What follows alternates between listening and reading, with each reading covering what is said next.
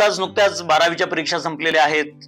ग्रॅज्युएशनच्या पण परीक्षा संपल्या आहेत. रिझल्ट लागून मुलं आज वेगवेगळे करिअर पाथ शोधतायत. एक महत्वाचा विषय बायोटेक्नॉलॉजी. तर बायोटेक्नॉलॉजी म्हणजे नेमकं काय?